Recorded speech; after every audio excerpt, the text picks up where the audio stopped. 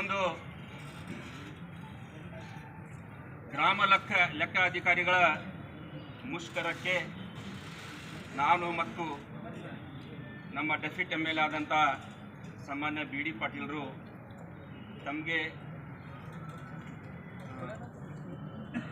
ಬೆಂಬಲ ಸೂಚಿಸಲಿಕ್ಕೆ ನಾವು ಬಂದಿದ್ದೇವೆ. ಮಾತಿನೆಲ್ಲ ಇರೋದು ಮಾತಿನ ಹೇಳಿ ಬರಲ್ಲ. ಮತ್ತು ನಿಮ್ಮ ಜೊತೆ ನಾವು ಬೆಂಗಳೂರು ಬರೋದು ನಾವು ಬಿ ಡಿ ಪಾಟೀಲರು ಸುಮಾರು 50,000 ಜನ ಮಾತಾಡ್ಕೋತೆ ಬಂದೀವಿ. ಸರ್ ಯಾರೇ ಹೇಳಲಿಲ್ಲ, ಒಬ್ಬರು ಹೋದ್ರಲ್ಲ ಭಾಳಷ್ಟು ವ್ಯಾಸ್ ಸರ್ ಅವರು ಭಾಳಷ್ಟು ಇದ್ರ ಮ್ಯಾಗ ಹೇಳಿದ್ರು, ಅವ್ರ ತೊಂದರೆಗಳು ಹೇಳಿದ್ರು. ಇವತ್ತು ನನಗನ್ನಿಸೋ ಮಟ್ಟಿಗೆ ನಮ್ಮ ಗ್ರಾಮ ಲೆಕ್ಕದಲ್ಲಿ ನಮ್ಮ ರೌತ್ ಅವ್ರು ಇಲ್ಲೇ ಬಂದಾರ. ನಮ್ಮಲ್ಲಿ 84 ಹಳ್ಳಿ ಅಲ್ಲ ಸರ್, 108 ಹಳ್ಳಿ ಆಗ್ಯಾವ. ಅದ್ರೊಳಗೆ ತಲಾಟೆಗಳು 24 ಏನು ಅದಾವ, 20 ಅಲ್ರಿ. ಅದ್ರೊಳಗೆ ಮತ್ತು ರಾವರ್ ಸಾಹೇಬರು ಮತ್ತು ತಹಶೀಲ್ದಾರ್ ಸಾಹೇಬರು ಮತ್ತು ಅವ್ರು ಮತ್ತು ಆಫೀಸ್ ಕೆಲಸ ಹಚ್ತಾರೆ. ಅವ್ರಿಗೆ ಒಂದು ಹಳ್ಳಿಗೆ ಒಬ್ಬನೇ ಬೇಕಂದ್ರೂ ಸಾಲಲ್ಲ. ತಲಾಟಿ ಹ್ಯಾಂಗೆ ಅದಾರಪ್ಪ, ತಲಾಟಿ ಗುರುತಿಸ್ಬೇಕಪ್ಪ ಅಂತಂದ್ರೆ ಒಂದು 34 ಜನ ಹಿಂದಿದ್ರೆ ಮುಂದಿದ್ದವ ತಲಾಟಿ ಇರ್ತಾರೆ. ಯಾಸ್ ಅವ್ರು ಹೇಳೋದು ನೀಡಬೇಕಂದ್ರೆ ಎಷ್ಟು ಎಮ್ ಎಲ್ ಎಗಳು ಅದಾರ ಇಲ್ಲಿ ಇವತ್ತು, ಅಷ್ಟು ಆ ಕ್ಷೇತ್ರದ ಎಮ್ ಎಲ್ ಎಗಳು ಅವ್ರಿಗೆ ಫಸ್ಟ್ ಅವ್ರಿಗೆ ಅರ್ಥ ಆಗಬೇಕು. ನಮ್ಮ ಕ್ಷೇತ್ರದಲ್ಲಿ ಇಷ್ಟು ಜನ ಅದ, 84 102 ಹಳ್ಳಿ ಅದಾವ. ಅನ್ನೋ 3 ಲಕ್ಷ ನಮ್ಮ ಪಾಪ್ಯುಲೇಷನ್ ಎಷ್ಟೈತಿ ಹಿಂದಿದೆ, 3 ಲಕ್ಷ ಚಿಲ್ಲರ್ ಅದ. 3 ಲಕ್ಷ ಚಿಲ್ಲರ್ ಮಂದಿಗೆ 24-20 ಮಂದಿ ಹ್ಯಾಂಡಲ್ ಮಾಡೋದು ಸಾಧ್ಯ ಅದೇನ್ರಿ? ಯಾಕೆ ಸರ್ಕಾರ ಅರ್ಥ ಮಾಡ್ಕೋಬಾರ್ದು? ಯಾಕೆ ನಮ್ಮ ಡಿ ಸಿ ಸಾಹೇಬ್ರು ಅರ್ಥ ಮಾಡ್ಕೋಬಾರ್ದು? ಆದೇಶ ಮಾಡ್ತಾರೆ ಡಿ ಸಿ ಆಫೀಸ್ದವ್ರು, ಏನು ಮಾಡ್ತಾರೆ, ಲೆಕ್ಕ ಅಧಿಕಾರಿಗಳಿಗೆ ಆದೇಶ ಮಾಡಿಬಿಡ್ತಾರೆ. ಕರ್ರ ಹೋಗ್ಬಿಡ್ತದೆ, ಇಮೇಲ್ ಹೋಗ್ಬಿಡ್ತದೆ. ಅವ್ರು ಓಡಾಡ್ತಾರೆ, ಸ್ವಲ್ಪ ಬೆಳಗಾನ ಓಡಾಡ್ತಾರೆ, ನಿದ್ದೆನೂ ಮಾಡಲ್ಲ. ನಾನು ನೋಡಿ ನಾನು ಹೇಳಿನಿ. ಇವತ್ತಿನ ಮಟ್ಟಿಗೆ ರಿಯಾಜ್ ಸಾಹೇಬ್ರು ಹೇಳಿದ್ರು, ತಮ್ಮೆಲ್ಲರೂ ಹೇಳ್ಬೇಕಂದ್ರೆ ಒಂದು ಟೇಬಲ್ ಒಂದು ಕುರ್ಚಿ ಸರವಾಗಿ ನೀವು ಇಲ್ಲಿ ಬಂದಿರಿ. ನಮ್ಗೆ ಜಾಗ ಕೊಡ್ರಿ ಮರ, ನಾವು ಕೆಲಸ ಮಾಡ್ತೀವಿ, ಎಲ್ಲರೇ ನಮ್ಗೆ ನೆಳೆ ಮಾಡಿಕೊಡ್ರಿ, ನಾವು ಎಲ್ಲರೂ ಕೂತ್ ಕೆಲಸ ಮಾಡ್ತೀವಿ ಅಂತ ಒಂದು ಮಾತಾಗಿ ಇಲ್ಲಿ ಬಂದಿರಿ. ನಾವು ಕೃಷ್ಣ ಬೈರೇಗೌಡ ಸಾಹೇಬ್ರೇ ಓಪನ್ ಆಗಿ ನಾವು ಹೇಳಕತ್ತೀವಿ, ನಾವು ಸಾರ್ವಜನಿಕರು, ನಾನೊಬ್ಬ ಶಾಂತಿ ಸಮಾಜದ ಅಧ್ಯಕ್ಷನಾಗಿ ಜವಾಬ್ದಾರಿಯುತವಾಗಿ ನಮ್ಮ ಹೇಳಿಕೆ ಕೊಡ್ತಾ ಇದ್ದೀನಿ. ನಾವು ಸಾರ್ವಜನಿಕರು ತಲಾಟಿ ಅವ್ರು ಮತ್ತು ಇವರು ಗ್ರಾಮ ಲೆಕ್ಕಾಧಿಕಾರಿ ಜೊತೆ ಇದ್ದೀವಿ. ಯಾಕಿದ್ದೀವಪ್ಪ ಅಂತಂದ್ರೆ ಜನ ನಂಬರ್ ಇವ್ರ ಕಡೆ ಅದೇ, ಉತಾರಿ ಆದ್ರೂ ಇವರೇ ಬರಬೇಕು, ನೀಲ್ ಮಾಡ್ಬೇಕಂದ್ರೆ ಇವರೇ ಮಾಡಬೇಕು, ಬೋಜ ಇರಿಸ್ಬೇಕಂದ್ರೆ ಇವ್ರು ಬೇಕು. ಎಲ್ಲ ಬೇಕಾದಾಗ ಇವರಿಗೆ ನ್ಯಾಯ ಮಾಡ್ಲಿಕ್ಕೆ ನಿಮ್ಗೆ ಅಧಿಕಾರ ಅದ ಏನಿಲ್ಲ. ನೀವು ಏನು ಮಾಡಕತ್ತೀರಿ? ಸರ್ಕಾರದಾಗ ಏನಾರ ಯೋಜನೆ ಮಾಡಿ ಏನೇನೇ ಮಾಡ್ಕೊಂಡು ಅದು ಕಪಾಸ್ಲಾಡ್ ಪ್ರೆಸ್ ಮೀಟ್ ಮಾಡಕತ್ತೀರಿ. ನಿಮ್ಮ ನೆದರ ಮ್ಯಾಗ ಇರಬೇಕು. ಇಲ್ಲಿದ್ದದಲ್ಲಿ ಏನದ, ಅವ್ರೇನು ಹೇಳಿದ್ರು ಸಾಹೇಬ್ರು, ನಮ್ಗೆ ಬೆಂಗಳೂರು ಕೊಡ್ಲಾಕ್ ಹೋಗ್ಬೇಡ್ರಿ ಸಾಹೇಬ್ರು ಅಂತ ಹೇಳಿದ್ರು. ಬೆಂಗಳೂರು ಬಂದ್ರೆ ಅಲ್ಲೋಲ್ ಕಲ್ಲೋಲ್ ಆಗ್ತದೆ. ಇವ್ರ ಜೊತೆಯಲ್ಲಿ ನಾವೆಲ್ಲ ಸಮಾಜದವರು, ಎಲ್ಲ ಸಾರ್ವಜನಿಕರು, ಇವರ ಗ್ರಾಮ ಲೆಕ್ಕಾಧಿಕಾರಿ ಜೊತೆ ನಾವು ಇದ್ದೇ ಇರ್ತೀವಿ. ದಿನೇಶ್ ಗುಂಡೂರಾವ್ ಸಾಹೇಬ್ರೇ, ನೀವು ಏನ್ ಮಾಡ್ತಾ ಇದ್ದೀರಿ? ಕಂದಾಯ ಮಿನಿಸ್ಟರ್ ಆಗಿ ಕೃಷ್ಣ ಬೈರೇಗೌಡ ಸಾಹೇಬ್ರೇ, ನೀವು ಕಂದಾಯ ಮಿನಿಸ್ಟರ್ ಆಗಿ ಏನ್ ಮಾಡ್ತಾ ಇದ್ದೀರಿ? ನಿಮ್ಮ ಕಂದಾಯ ಡಿಪಾರ್ಟ್ಮೆಂಟ್ದವರು ಒಂದು ಟೇಬಲ್, ಒಂದು ಕುರ್ಚಿ, ಒಂದು ಆಫೀಸ್ ಮಾಡ್ಕೊಡ್ರಿ ಸಾಹೇಬ್ರ ಅಂತ ಬೇಡ್ಲಾಕ ಇಲ್ಲಿ ಮುಷ್ಕರ ಕೂತಾರ, ಸ್ಟ್ರೈಕ್ ಕೂತಾರ. ನಿಮ್ಗೆ ನಾಚಿಕೆ ಬರಬೇಕು. ಒಂದು ಟೇಬಲ್, ಒಂದು ಕುರ್ಚಿ, ಅವ್ರ ಒಂದು ಆಫೀಸ್ ಮಾಡಕ್ ಕೂಡ ಬರ. ನಿಮ್ಗೆ ಏನ್ ಮಾಡ್ತಾ ಇದ್ದೀರಿ ನೀವು?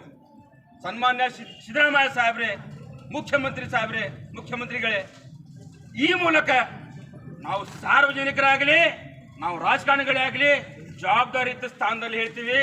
ಸಾಹೇಬ್ರ, ಇವ್ರಿಗೆ ಒಂದು ಕಂಪ್ಯೂಟರ್, ಒಂದು ಟಾಪಿಗೆ ಬಿಸಿಲಾಗ ತಿರುಗಾಡ್ತಾವ. ಪಾಪು ಅಲ್ಲಿ ಹೊಲ ಅಲ್ಲಿ ತಿರುಗಾಡ್ಬೇಕು. ಎಲ್ಲರೂ ಫ್ಲಡ್ ಬತ್ತಪ್ಪ ಅಂದ್ರೆ ಅಲ್ಲಿ ತಿರುಗಾಡಬೇಕು. ಅಲ್ಲಿ ಅದು ಇದು ಸುಟ್ಟದ ಅಂದ್ರೆ ಅಲ್ಲಿ ಹೋಗ್ಬೇಕು. ಎಲ್ಲ ನಿಮಗೆ ಬರ್ತದಲ್ಲ ಸಾಹೇಬ್ರ. ಇವ್ರ ಮ್ಯಾಗ ಯಾಕೆ ಕರುಣೆ ತೋರಿಸ್ತಾ ಇದಿಲ್ಲ?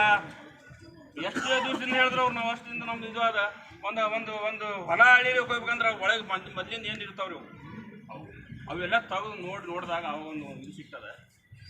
ಇಂಥ ಪರಿಸ್ಥಿತಿ ಒಳಗೆ ಸರ್ಕಾರ ಕಣ್ಣು ಮುಚ್ಚಪ್ಪ ಅಂದ್ರೆ ಎಲ್ಲಿ ಹೋಗ್ಬೇಕು ಹೇಳಿದ್ರು. ನನ್ನ ತಲಾಟಿ ಸಾಹೇಬ್ರು ಒಬ್ರು ಇಂಥ ಪರಿಸ್ಥಿತಿ ಅದಾವ. ನನಗೆ ಒಂದು ಕಂಪ್ಯೂಟರ್ ಇಲ್ಲ ಅಣ್ಣ, ನಮ್ಮ ಕುಂದ್ರಲಾಗ ಜಾಗಿಲ್ಲ.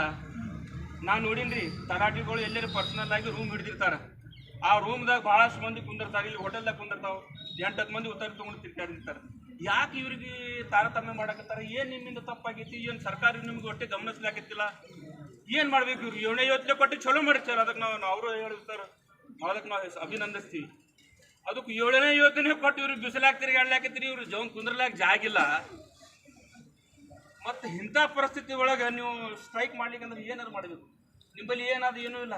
ಸ್ಟ್ರೈಕ್ ಮಾಡೋದೊಂದು ಗಾಂಧೀಜಿಯವರು ಒಂದು ರೈಟ್ಸ್ ಕೊಟ್ಟಾರ, ಬಾಬಾ ಸಾಹೇಬ್ ಅಂಬೇಡ್ಕರ್ ಒಂದು ರೈಟ್ಸ್ ಕೊಟ್ಟಾರ, ನೀವು ಮಾಡಕತ್ತೀರಿ. ಆದ್ರೆ ಈ ಪರಿಸ್ಥಿತಿಗೆ ಬರಬಾರ್ದು. ಒಂದು ಟೇಬಲ್, ಒಂದು ಕುರ್ಚಿ, ನಿಮ್ಗೊಂದು ರೂಮ್ ನಿಮ್ಮ ಆಫೀಸ್ ಮಾಡ್ಲಿಕ್ಕೆ ಕೊಡಕ್ಕೆ ಬರಲ್ಲ. ಆಗ ಅಲ್ಲೆಲ್ಲ ಒಂದು ಅದ್ರಾಗ 84-100 ಹಳ್ಳಿ ಇದ್ದಾಗ 100 ಹಳ್ಳಿಯಾಗ ಒಂದು 20 ಮಂದಿ ಕೆಲಸ ಮಾಡ್ಲಿಕ್ಕೆ ಸಾಧ್ಯ ಅದೇನು? ಯಾಕೆ ಸರ್ಕಾರ ಗಮನಿಸ್ಕೊಡಲ್ಲ? ಬೇರೆ ಬೇರೆ ಇಲಾಖೆದೊಳಗೆ ಏನೂ ಕೆಲಸ ಇರಲ್ಲ, ಫಸ್ಟ್ ಕ್ಲಾಸ್ ಇಸಿ ಮಾಡಿ ಅವ್ರಿಗೆ ಕುಂದಿರ್ಸ್ತೀವಿ. ಬಿಸಿಲಾಗಿ ತಿರುಗಾಡ್ತಾವ, ಲೋನ್ ಆಗಿ ಯಾವತ್ತು ಕೇಳ್ತಾರ. ಏನೇ ಭಾಳಷ್ಟು ನೀವು ಇರ್ಲಿಕ್ಕಂದ್ರೆ ನಾವು ಏನೂ ಮಾಡಕ್ಕೆ ಸಾಧ್ಯ ಇಲ್ಲ. ರೈತರು ಏನಂದ್ರು ತಲಾಟಿ. ಒಂದು ಯಾವುದೇ ಜಯಂತಿಗಳು ಬಂದಾಗ ಏನದ, ಆ ತಹಶೀಲ್ದಾರ್ ಸಾಹೇಬ್ರಾಗ್ಲಿ, ಆ ಇದ್ರಾಗ್ಲಿ, ಅದನ್ನು ನಿಮ್ಮೆಗೆ ಹಾಕಿರ್ತಾರೆ. ಆ ತಲಾಟಿಗೆ ಹೇಳಿ ನೋಡ್ರಿ, ಅದು ಏನಾದ್ರು ಮಾಡ್ಕೊಂಡ್ಬಿಟ್ಟಿರ್ತಾರೆ. ಇಂಥ ಪರಿಸ್ಥಿತಿ ಬಂದಾಗ ಇವರಿಗೆ ನೆಗ್ಲೆಕ್ಟ್ ಮಾಡಿದ್ರೆ ಮತ್ತೆ ಇವ್ರ ಪಾಪ ಏನು ಮಾಡಬೇಕು? ಹಾಗಾಗಿ ಎಲ್ಲೆಲ್ಲಿ MLAಗಳಿಗೆ ನಾ ಹೇಳ್ತೀನಿ ಇವತ್ತಿನ ದಿವಸ, ಯಾವ ಕ್ಷೇತ್ರದ MLAಗಳು ಅದಾರ, ನೀವು ಭಾಳಷ್ಟು ತಮ್ಮ ಬೆನ್ನು ತಾವೇ ಚಪ್ಪರ್ಸ್ಕೋತೀನಿ. ನಾ ಆ ಅಭಿವೃದ್ಧಿ ಮಾಡೀನಿ, ಈ ಅಭಿವೃದ್ಧಿ ಮಾಡೀನಿ ಮಾಡಿರ್ಬೋದು. ಇವರು ಪಾಪ ನಿಮ್ಮ ಪಾಪ್ಯುಲೇಷನ್ ಒಂದೊಂದು ಮತಕ್ಷೇತ್ರದಾಗ 3 ಅಡಿ ಪಾಪ್ಯುಲೇಷನ್ ಅದಾರ. ಅಂಥ ಮತಕ್ಷೇತ್ರ ಒಳಗೆ 20, 15, 10, 20 ಇದ್ರಾಗ ತಲಾಟಿ ಇದ್ದಾಗ ಏನು ಕೆಲಸ ಮಾಡಬೇಕು ಪಾಪ?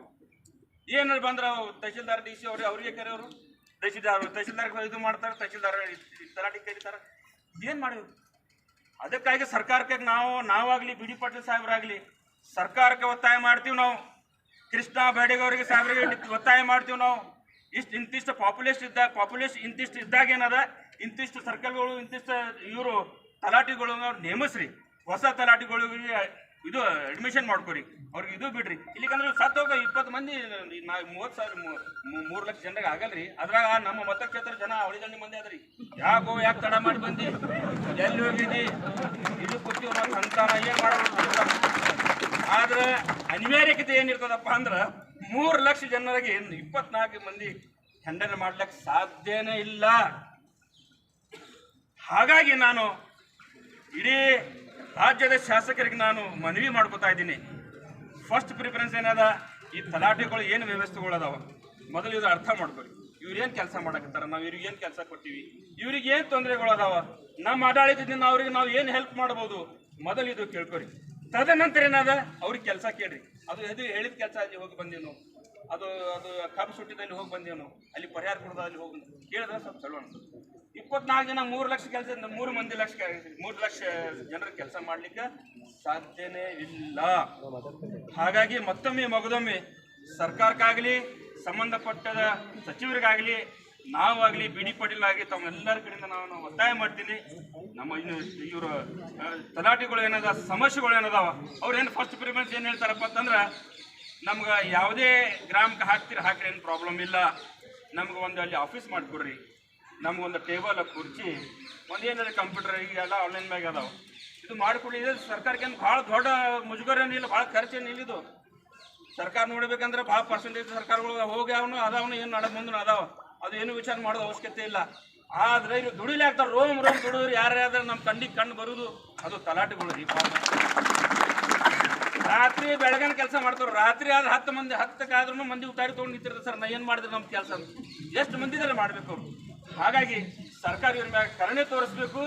ಇವರೇನು ಬೇಡಿಕೆಗಳದಾನ ಅವೆಲ್ಲ ಈಡೇರಿಸ್ಬೇಕಂತ ಹೇಳಿ ಸರ್ಕಾರಕ್ಕೆ ನಾನು ಮತ್ತೊಮ್ಮೆ ಮಗದೊಮ್ಮೆ ಒತ್ತಾಯ ಮಾಡಿ ನನಗೆ ಮಾತಾಡ್ಲಿಕ್ಕೆ ಅವಕಾಶ ಕೊಟ್ಟಿದ್ದಕ್ಕೆ ತಮ್ಮೆಲ್ಲ ಈ ಇದಕ್ಕೆ ಅಧ್ಯಕ್ಷರಿದ್ದಾರೆ, ಉಪಾಧ್ಯಕ್ಷರಿದ್ದಾರೆ, ಯಾರು ಸದಸ್ಯರು ತಮ್ಮೆಲ್ಲ ಧನ್ಯವಾದಗಳನ್ನು ಹೇಳಿ